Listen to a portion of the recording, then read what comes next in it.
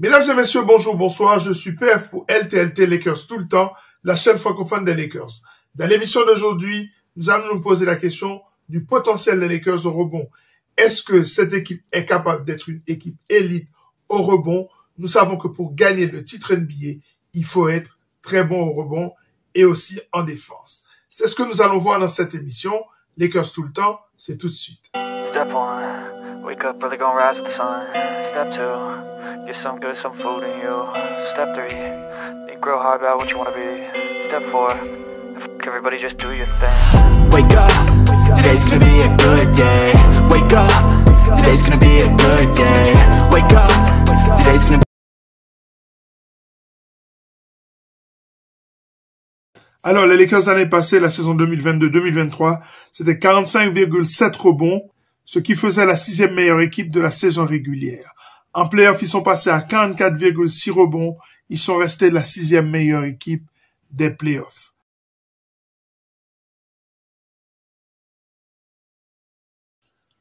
L'année passée, en saison régulière, le leader, c'était les Milwaukee Bucks avec 48,6 rebonds. Et en play-off, c'était les Sacramento Kings avec 47,7 rebonds pris par match.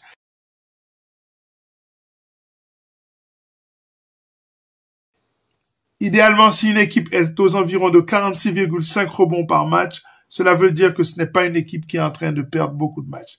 La performance idéale des Lakers serait de se situer aux environs de 46,5 rebonds par match. Ça, ce serait le grand défi de la saison à venir.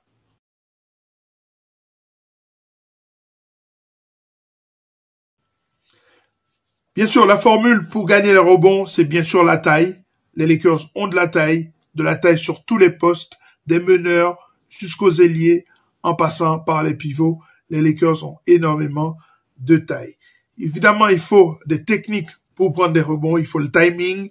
Il faut aussi de l'effort, de l'énergie, le sens du placement et surtout, le box out. Toujours avoir le corps à corps, imposer son poids physique sur l'adversaire, ça c'est très important.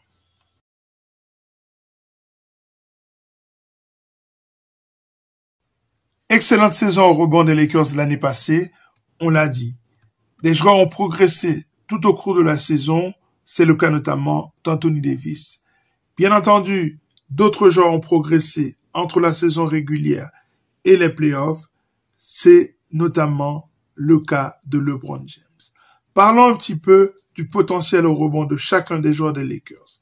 Anthony Davis, sur sa carrière, c'est 10,4 rebonds et c'est 12,5 rebonds l'année passée. En playoff, il était pratiquement à 14 rebonds par match. C'était absolument exceptionnel. C'est ce niveau qu'il doit maintenir pour s'assurer que les Lakers vont être dominants l'année prochaine. Jackson Hayes, c'est 4 rebonds en carrière par match. Et l'année passée, c'est 2,8 rebonds seulement. C'est très peu pour un 7-footer, pour un joueur de cette taille et de cette énergie-là. Il faut absolument que ce joueur progresse au rebond. C'est un joueur qui me rappelle un peu Javel McGee, qui était un très grand de taille, mais qui était incapable de prendre des rebonds. Je vous rappelle la formule pour gagner les rebonds, la taille bien sûr, le timing, les efforts faits, l'énergie dépensée, le sens du placement et surtout le box-out. Ce sont ces techniques-là que ce joueur doit absolument travailler pour être un bon rebondeur. Les Lakers ont signé Christian Wood en provenance de Dallas. Ce joueur arrive avec 7,3 rebonds en carrière de moyenne. Et c'est ça qui est important dans cette signature, c'est que ce joueur, si ce n'est pas un excellent défenseur, il a un potentiel au rebond qui est assez intéressant. 7,3 rebonds la saison passée et 7,3 rebonds sur l'ensemble de sa carrière. Eh bien, ces 7,3 rebonds, on en a besoin pour l'année prochaine. LeBron James, c'est 7,5 rebonds en carrière, mais l'année passée, le bond en avant, 8,3 rebonds pris. Le vieux LeBron est encore meilleur au rebond. Ce joueur, je ne sais pas où il va s'arrêter. Rui Hachimura, c'est seulement 5 rebonds en carrière et 4,5 l'année passée. Pas bon. Ce joueur, vu sa taille, vu son physique, il doit être aux environs du total de Christian Wood, c'est-à-dire 7,3 rebonds à peu près par match. On attend un bond en avant de Rui Hachimura cette année. Jared Vanderbilt, c'est le contraire. 6,6 rebonds en carrière et l'année passée, c'est 7,5 rebonds. Il faut qu'il continue dans cette lancée-là. Il va régler pas mal de problèmes pour les Lakers l'année prochaine. Taurean Prince, c'est 3,7 rebonds en carrière par match, mais l'année passée, c'est seulement 2,4 rebonds parce qu'il était un joueur beaucoup plus de périmètre. Je m'attends à ce qu'il soit plus au charbon. On rappelle que Taurean Prince, c'est un faux 4. C'est quelqu'un qui va beaucoup jouer sur le poste 4 aussi. Cette réussite au rebond n'est pas suffisante. Il faut que ce soit beaucoup plus. Que dire de Cam Reddish?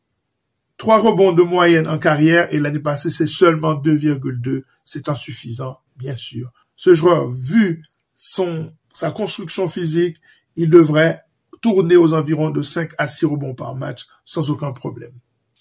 Quant à Austin Reeves, c'est 3,1 rebonds en carrière de moyenne et 3 seulement pour la saison passée. Ce n'est pas suffisant. Donc, je le vois plutôt aux environs de 5 rebonds par match. Je pense qu'il en est tout à fait capable. D'Angelo Russell, c'est 3,5 rebonds en carrière et seulement 3 rebonds la saison passée. Là encore, ce n'est pas suffisant. C'est un joueur qui peut prendre 5 rebonds par match sans aucun problème. Max Christie, c'est un joueur dont j'attends beaucoup l'année prochaine, mais c'est un joueur qui ne prend pas assez de rebonds. 1,8 rebonds seulement pris par match. Ce n'est pas suffisant vu sa construction physique. Je le vois aux environs de 3-4 rebonds très facilement par match. En tout cas, plus qu'Austin Reeves, ça c'est certain. Max Lewis, 5,7 rebonds en collège. C'est pas mal, mais c'est un joueur qui ne jouera pas beaucoup cette année. C'est un rookie qui est en apprentissage, mais il a un physique intéressant. Il a un physique où il peut en fait devenir un rebondeur conséquent.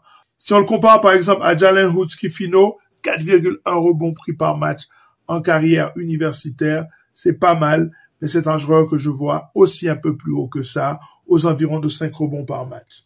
Enfin, Gabe Vincent, seulement 1,7 rebonds pris en moyenne en carrière par match, ce n'est pas suffisant. L'année passée, il y a eu un petit progrès, 2,1 rebonds pris par match, mais là encore, c'est insuffisant.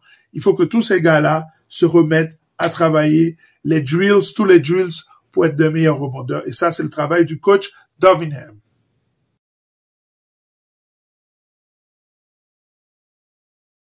Alors, est-ce réaliste de situer les Lakers aux environs de 46,5 rebonds par match? Pour moi, oui. Pourquoi? Parce qu'il y a des joueurs qui doivent progresser dans ce domaine et qui sont dans la bonne équipe pour pouvoir le faire. D'abord, Anthony Davis doit continuer à être le dominant qu'il a été pendant les playoffs. Passer de 12,5 rebonds à près de 14 rebonds, ça c'était quelque chose qui a permis aux Lakers d'être très brillants pendant les playoffs. Est-ce qu'il est capable de le faire pendant toute la saison régulière? Ça c'est toujours la même question avec Anthony Davis qui a tendance à être un peu nonchalant, à ne pas prendre les choses au sérieux.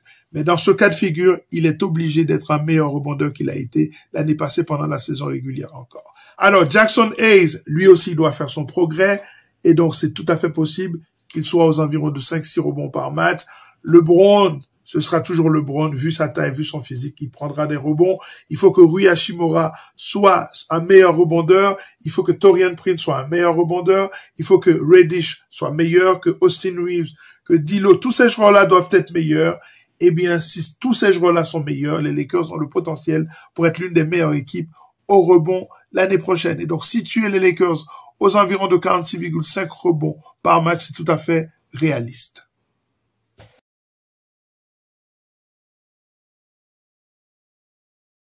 Voici maintenant les meilleurs rebondeurs de l'histoire des Lakers en NBA de 1948 à 2023. Êtes-vous prêts pour les surprises? Numéro 5.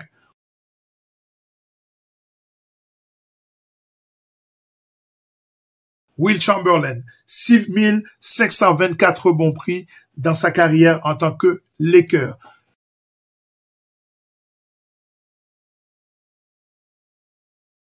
Magic Johnson, 6559 rebonds pris par match. Rappelez-vous, c'est un joueur qui faisait énormément de triple-double. Numéro 3.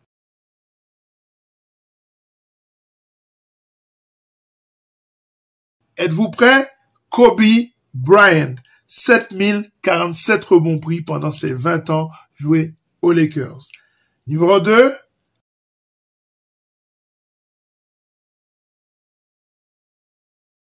Karim Abdul-Jabbar, 10 279 rebonds pris pendant sa carrière en tant que Laker. Et enfin, le numéro 1,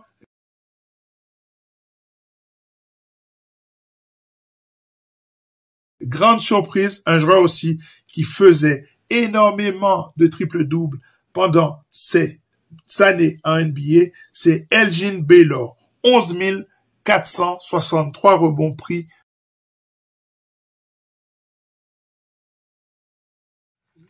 Voilà, ça est terminé pour cette émission consacrée au rebond. À très bientôt sur Lakers tout le temps, la chaîne francophone des Lakers, pour une nouvelle émission consacrée à cette franchise mythique. À très bientôt. Ciao.